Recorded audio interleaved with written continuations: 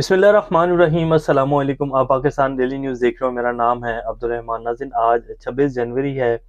Supreme court के 3 रुकनी bench ने जी आज बड़े शानदार फैसले सुनाए हैं और ये जो बल्ले का निशान छीनने के बाद सुप्रीम कोर्ट के ऊपर जो है बड़ी तनकीद हुई और काजी साहब ने जो अपना कंप्लीट फैसला है वो भी सामने आ गया है बल्ले के निशान छीनने के ऊपर।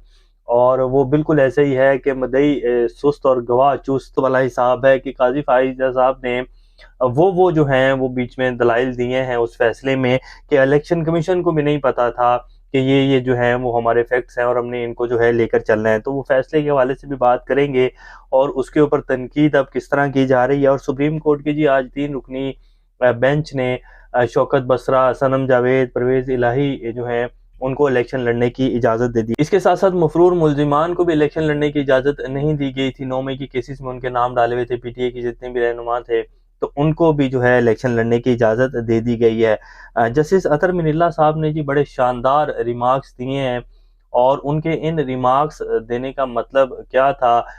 बेसिकली बल्ले का निशान जो छीना गया जी, इसमें सुप्रीम कोर्ट में भी जो है बड़ा एतराज़ उठाया गया था इस फैसले के ऊपर। वो अलग बात है कि जो जजेस हैं उन्होंने सामने आकर बात नहीं की और जस्टिस अतर मिनिल्ला साहब ने तो उस दिन वो उसमें कन्वेंशन में गए हुए थे जिसमें काजी फाइज ईसा साहब भी थे और तमाम जजेस ने जो है बात भी की। तो उस दिन उन्होंने कह भी दिया कि जी हमें अपने फैसले करने चाहिए और जो है अवाम को वोट के हक से महरूम नहीं करना चाहिए और जो है वो हक और सच के ऊपर फैसले करने चाहिए और सच जो है वो सामने आ जाता है, बेशक देर बाद आए लेकिन सामने ज़रूर आ जाता है। तो उनकी ये सारी बात करने का मकसद यही था कि सुप्रीम कोर्ट ने जो फैसला दिया बल्ले का निशान छीना काजी फायज ईसा साहब ने, उसके ऊपर जो है बड़ी सुप्रीम कोर्ट के अंदर भी अजीब सी जो है सूरत हाल बनी और आज जो उन्होंने बात की है वो भी उसी से इंटरलिंक है, वो भी आपके सामने रखेंगे।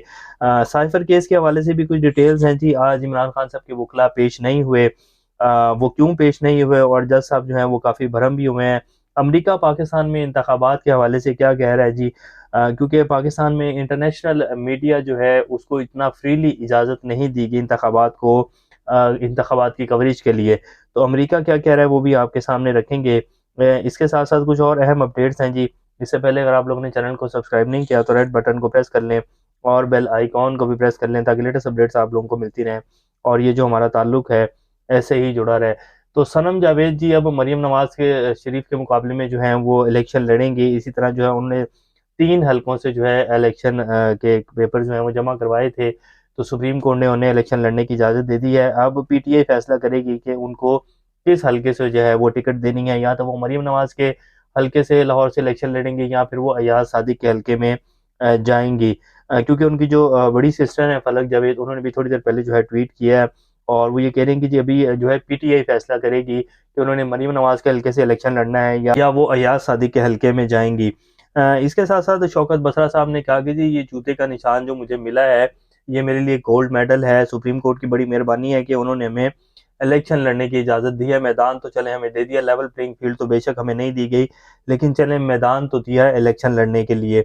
अब जो आज जी मफरूर मुल्जिमान के हवाले से सुप्रीम कोर्ट ने फैसला दिया है कि जी इलेक्शन इनको लड़ने दिया जाएगा, किस कानून के तहत जो है वो इन्हें इलेक्शन ना लड़ने दिया जाए। तो उसके ऊपर जो जस्टिस अतर मिनिल्ला साहब के रिमार्क्स है वो बड़े शानदार रिमार्क्स है, वो आपके सामने रखते हैं कि समात में हुआ क्या है और क्या जो है उसकी डिटेल्स हैं।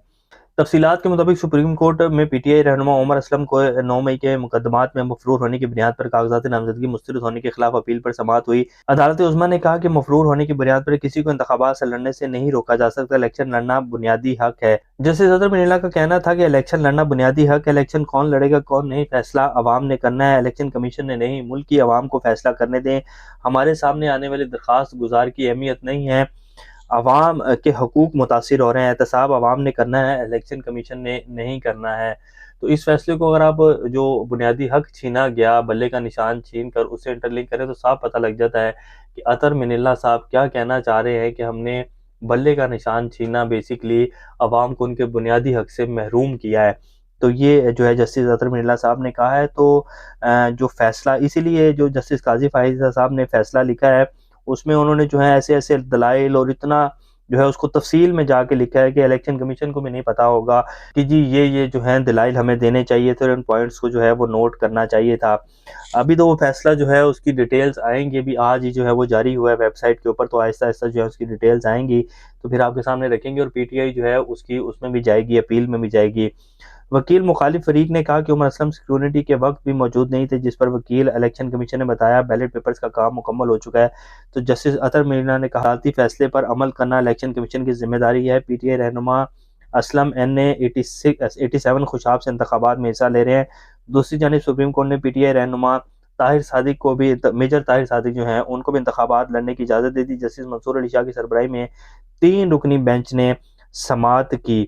तो ये जी फैसला आया है और कहा गया है कि जी जो मफरूर मुल्जिमान हैं उनको भी इलेक्शन लड़ने की इजाज़त दी जाए और आवाम से जो है इसका हक नहीं छीना जा सकता, जो कि सुप्रीम कोर्ट ने छीना है बल्ले का निशान लेकर। और ये चीज़ें सामने आ रही हैं जी, और ये बल्ले का निशान बहरहाल जी सुप्रीम कोर्ट है, फैसला तो मानना है हमने और अवाम ने भी उसको तस्लीम किया है, लेकिन तनकीद का हक तो अवाम के पास भी है और ये तनकीद तो चलेगी, क्योंकि बल्ले का निशान छीनना नहीं चाहिए था।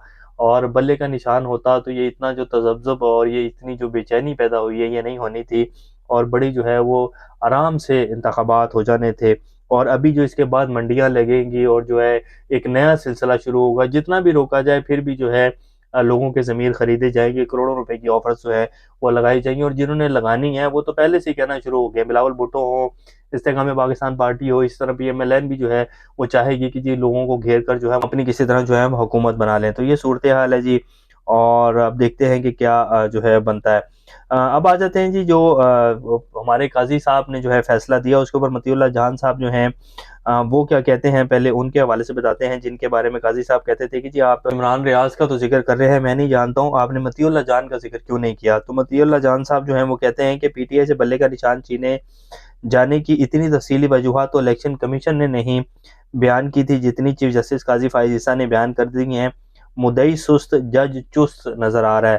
तो ये उनका व्लॉग है, आप तफसीली व्लॉग जरा सुनेंगे तो आपको पता लगेगा कि मतीउल्लाह जान साहब जो हैं वो क्या फरमा रहे हैं। वैसे जब ये फैसला आया था ना बल्ले के निशान छीनने का, और मतीउल्लाह जान हों और इसके साथ असतूर हों, फिर जो है सदीक जान हो, तो कुछ जो बड़े बड़े सोशल मीडिया के सहाफ़ी हैं उन्होंने अच्छी खासी तनकीद की थी।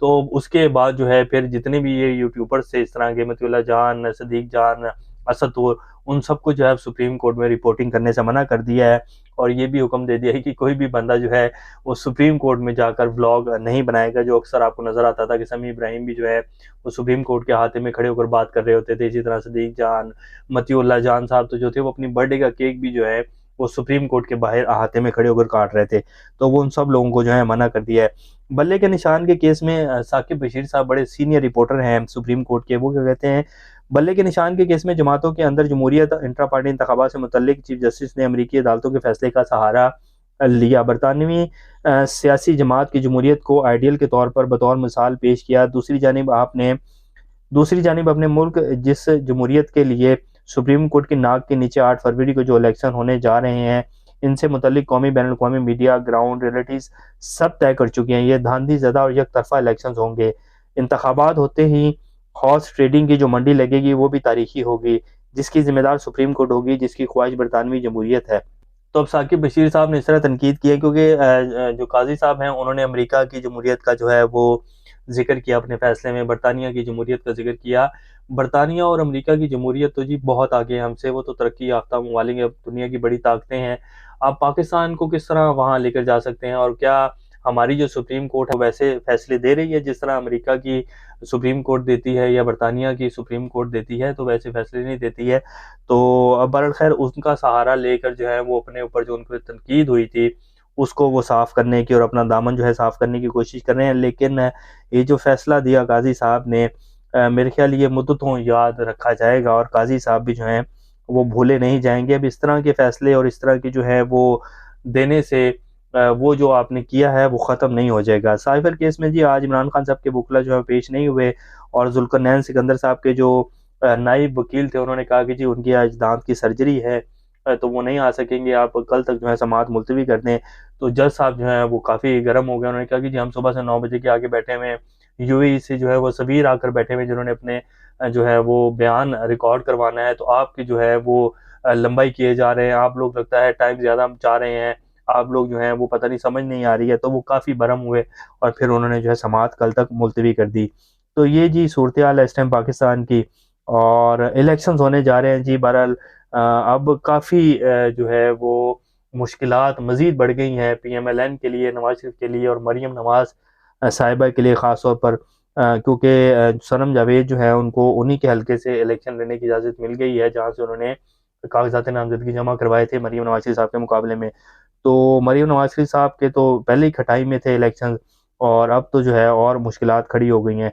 अमेरिका कहता है कि जी पाकिस्तान में जो है साफ़ और शफ़ाफ़ इंतखाबात की हमायत करते हैं अमेरिकी जो दफ्तर ख़ारिजा के तर्जुमान हैं, और उन्होंने कहा कि जो मीडिया के ऊपर कोर्ट हो रहा है और जो इंटरनेशनल मीडिया पाकिस्तान के बारे में बता रहा है, उसके ऊपर हमें जो है बड़ा इज़हार तशवीश है, और हम चाहते हैं कि ये जो बंदिशें हैं मीडिया के ऊपर, इनको ख़त्म करे पाकिस्तान और आज़ाद और शफ़ाफ़ इंतखाबात की तरफ जाए। तो अमेरिका भी ये कह रहा है जी, और ये जो बयानात हैं, इस तरह के बयानात तो अमेरिका तब से ही दे रहा है जब से साइफ़र आया था, और हर हफ़्ते 10 दिन बाद जो है अमेरिका बयान देता है। लेकिन अमेरिका जो है वो पाकिस्तान में रिजीम चेंज करवाने के पीछे था जी, और इस हकीकत को नहीं झुटलाया जा सकता। तो ये भी कुछ लेटेस्ट अपडेट्स हैं, अभी तक के लिए इतने। अपना और समय का ख्याल रखिएगा। अल्लाह हाफ़िज़।